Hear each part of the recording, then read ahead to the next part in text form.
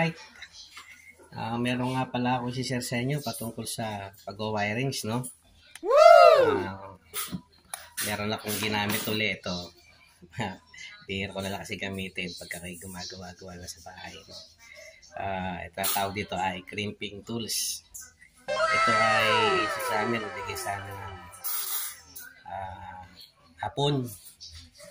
Ang consultant sa trabaho dati. Ako yung nagtatrabaho dati sa Voltage Electrical. Wow! Gamit na siguro, 3 dekada na to, meron na rin. Kasi ako yung nagtrabaho dyan sa Industrial Park, Technopark, dyan sa Kabuyaw, tsaka Santa Rosa. Siguro 1992. Yan, simula kami nun. Tagal din kami rin gumawa. Maraming ginawa namin, industrial plant. Ngayon, itong ginamit ko uli ngayon ay tibay, okay. Marami ko rin ginamitan. Yung iba ay ayan, yung mga may sleeve pa ako, yan. Luba na rin yan. Yan ay matanda, tagal na rin yan. Mga tira-tira to, yung magtatrabaho nun. Ito yung mga natitira sa trabaho, punipon ko sa matatapos ng project. Ay nakaipon na ko. Nalaglag nga lang yan sa dami. Pero ilan lang kami ng mga tatrabaho na ito na nag-crimp, nag-splicing ko tawagin. Similar kami yan, makapasa. Yun ang gagawin mo, walang iba ako di pag-wirings, may crimping, iba naman yung nagpupuling. Yan, namin to. Di ba siya? Ito ay hanggang ngayon, lalangis-langisan mo lang. Kaya style ng pag-wiring ko, ayan, ito. Wala na. Ako may mabibili pa mga ganitong sleeve. Ayan. Pero pa sizes yan. May sizes. May maliit.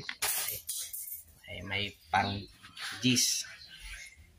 Sa wirings naman 10. Ano lang naman 14, 12 hanggang G's lang. Ayan. Mga gamitan na ito. Malaki na ito. Mga hydraulic na. Katulad ng ginagamit pag nagka-termination ako ng motor. 50-60 horsepower. Termination ako ng sa control. Ang gamit ko hydraulic. Malaki na yun, hydraulic crimper. Malaki yun. Ang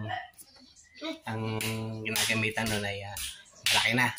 Hindi na ganito, hydraulic na siya.